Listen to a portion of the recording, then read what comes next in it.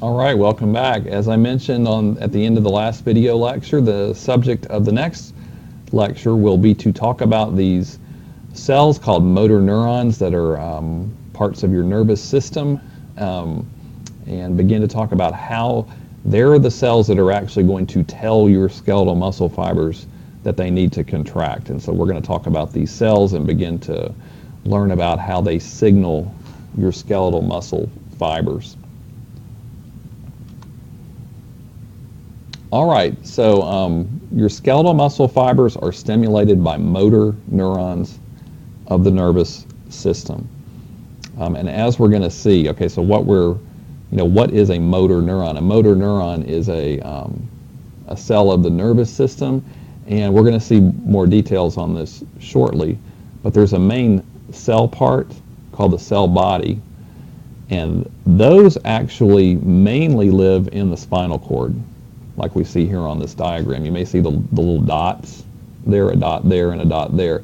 That's the main cell body area, where what we would recognize as looking like a typical cell. That's actually sitting within the spinal cord. And what you're seeing here is a chunk of the spinal cord that's been cut like this in a transverse cut, both superior and inferior. So you're looking at a spinal cord chunk. And then over here, you're seeing a spinal nerve. Remember, spinal nerves are nerves that branch off of the spinal cord. And motor neurons have long appendages, very long. Those are called axons. Axons written out for you over there. And they actually extend these long appendages all the way from the spinal cord to the particular skeletal muscle that motor neuron is supposed to control. And that's what we're seeing here in this picture. And we're going to come back to diagrams that look like this. We're not going to get too far into the details on it now. But the purple line you see there, that's an axon, a thin appendage off of a motor neuron. And it forms branches as it comes into a skeletal muscle. And each branch will extend out to a particular muscle fiber or muscle cell. All right, so if this is, for example, supposed to be the biceps brachii muscle in your upper arm, you're going to have motor neurons that live in the spinal cord. That's where their main cell parts are. And those motor neurons are going to have axons, these long appendages that extend all the way from the spinal cord out to the biceps brachii muscle over here in your upper arm. And then those axons are going to infiltrate the muscle, and they're going to branch, and they're going to reach out and form junctions with individual cells or fibers inside the biceps brachii muscle. Where the two come together, where an axon meets up with a muscle fiber, that's called the neuromuscular junction. And that's where a lot of interesting things happen. That's where you're going to have this communication between the motor neuron that's going to tell that skeletal muscle fiber, hey, you need to contract. We need to do a contraction. All right, here's another look at that. So here's a better view than my little crude sketch of what the main part of a motor neuron would look like. It's got lots of little shorter branches on it. We'll talk about those in a second. Oops, hang on. Lost my connection over here. So I can't draw for a second, so I'll just use the cursor. And then this is supposed to represent the axon. So this is sitting over here in the spinal cord. Some of them are up here in the brain stem, depending on where the muscles are that the motor neuron will control. But those long axons actually extend all the way outward from the spinal cord to wherever that muscle is located. Think about the muscles down like in your feet. So you've actually got motor neurons, the main cell parts are living up here in the spinal cord, and then the axons, those long appendages, are going to extend all the way down the leg to the muscles in the feet. So that's kind of interesting to think about. So could be several feet long, those axons in that case.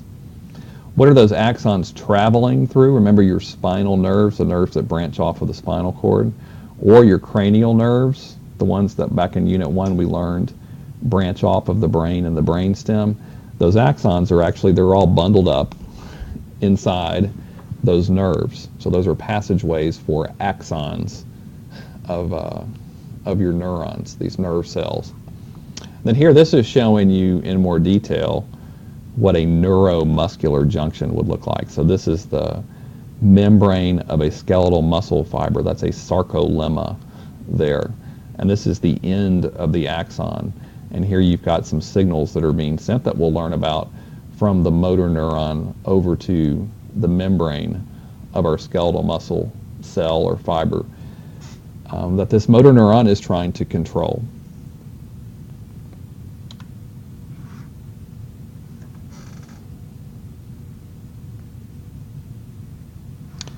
All right, so here is a diagram of a motor neuron in a little bit more detail, and I'm going to cover some of the parts that we see on here so that we're familiar with the terminology as it comes up.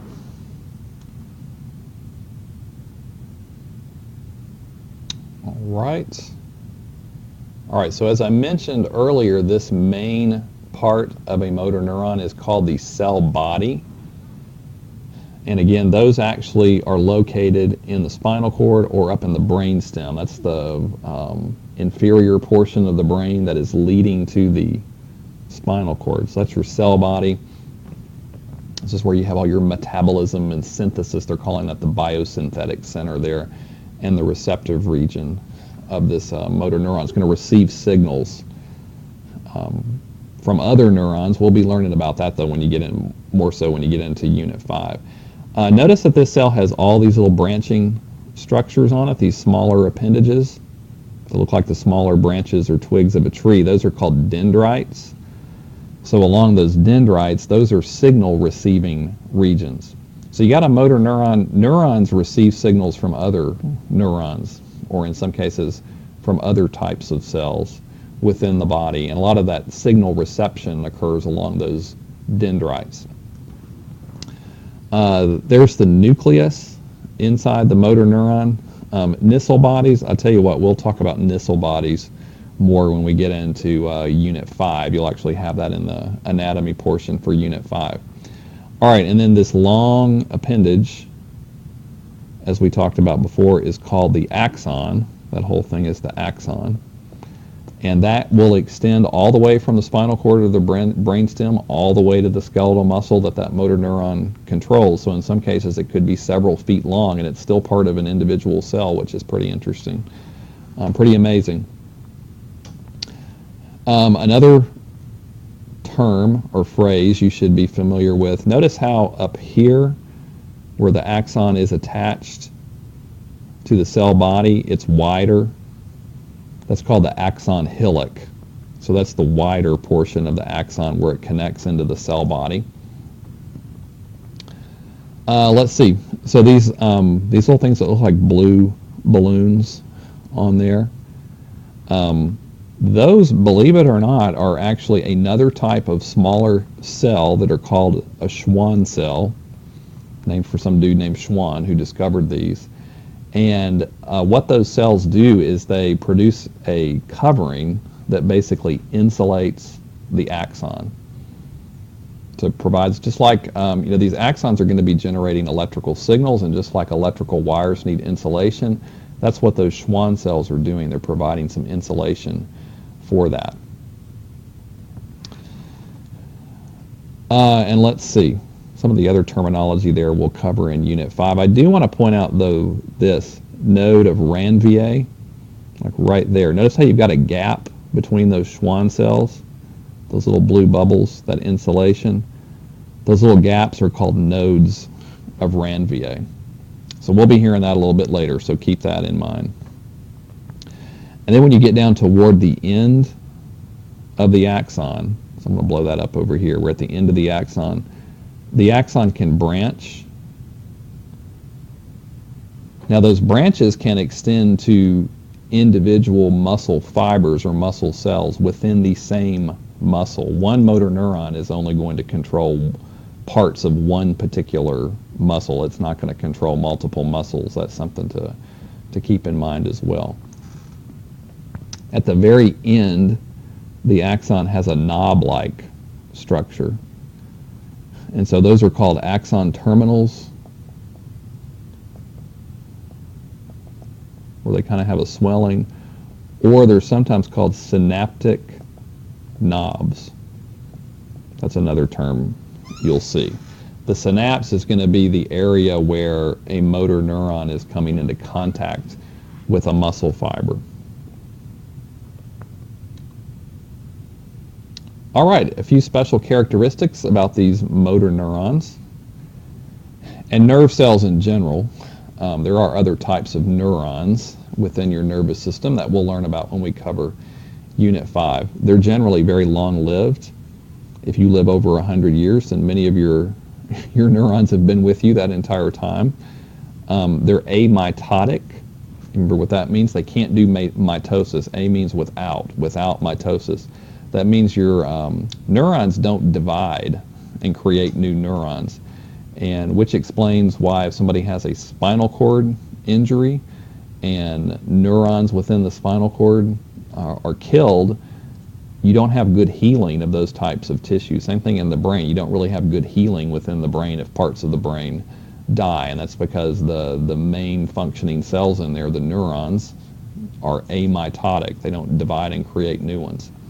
Your neurons have a high metabolic rate. They're doing lots of cellular respiration. They need lots of ATP. So they're going to be generating these electrical signals. That takes lots of energy to make that happen. And all this electrical signaling involves not only sending signals to your skeletal muscle, but things like thinking and vision and smell and hearing and your consciousness and controlling different involuntary functions in the body. Those are all things that your nervous system does. That all requires energy, all that action. You need ATP. What do you need to make your ATP? You got to have oxygen gas for cellular respiration. You need glucose sugars for cellular respiration. And then another property of neurons is this electrical signaling that they do. They can actually generate these impulses that we also call action potentials. And those are used for communication between neurons. We'll learn about that in Unit 5, but then also those electrical impulses or signals are going to be sent to your skeletal muscles to tell them to contract.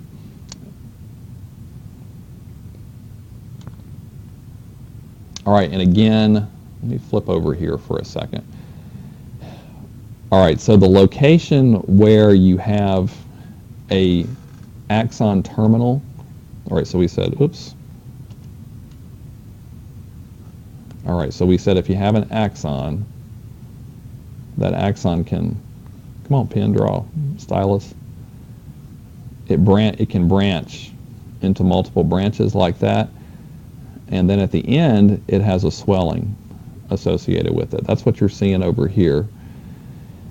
And those swellings contact the membrane of a muscle fiber, that sarcolemma membrane. And where those two come together, that's called the neuromuscular junction, or the NMJ is a abbreviation for that. And that's what you're seeing here. So in yellow on this diagram, that's that synaptic knob, or axon terminal. And then this is a skeletal muscle fiber. And so there's the sarcolemma of that skeletal muscle fiber. And notice how you've got a gap in between the two. So right in through there, the axon terminal, or that synaptic knob, is not actually physically making contact with the sarcolemma, the membrane of that skeletal muscle fiber. There's a gap there that exists. And that gap is called the synapse. That little space, it's actually a jelly-filled space between the two. That's the synapse. Now in Unit 5, we'll learn that you also have synapses between where one neuron is trying to contact and signal and influence another neuron. So we'll hear synapse again, and you've probably heard that term before. All right, if we kind of back up over here, just a description of these neuromuscular junctions. So again, that can be abbreviated as NMJ. Those are generally located about midway along the length of a muscle fiber cell. And like I said, that space in between the axon terminal, or the knob, and the muscle fiber membrane is called the synaptic cleft, or the synapse, the gap in between the two. It's called a synaptic cleft because it kind of has that dip type shape, which looks like a cleft.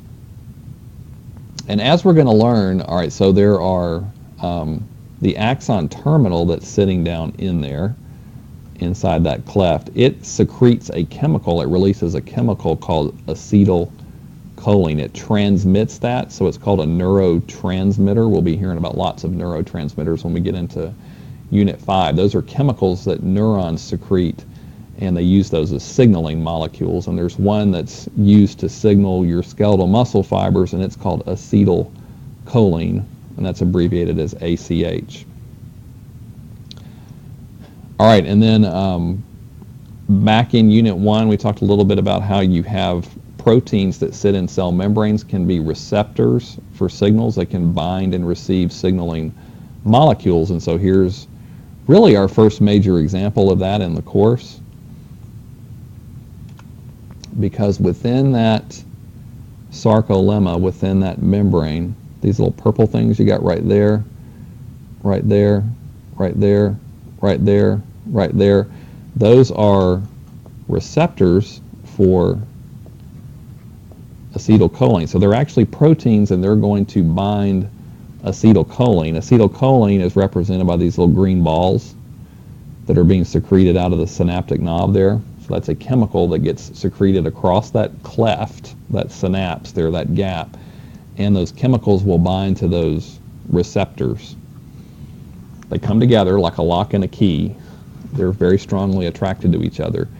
And then that is actually what's going to set off the chain of events that will lead to this skeletal muscle fiber to contract. That's going to wind up stimulating contraction. Okay, and we'll be returning in much more detail to that story. We're just kind of introducing some of these things at this point. Okay, so that's going to conclude this particular video lecture. So I've mentioned that these motor neurons are going to generate electrical impulses, nerve impulses. And how does that happen? What do we mean that we have electrical impulses happening along these cells? And that story actually goes back to, remember when we talked about body fluids in Unit 2, I mentioned how you have more sodium ions in your extracellular fluids and more potassium ions in your intracellular fluids.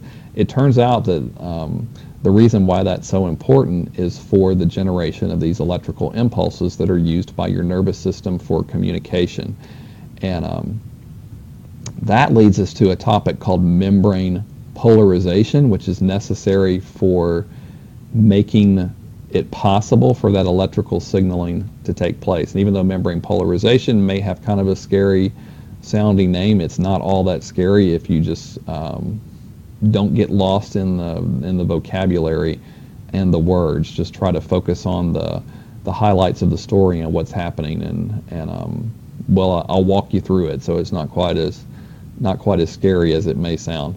So that'll be the subject of the next lecture, membrane polarization.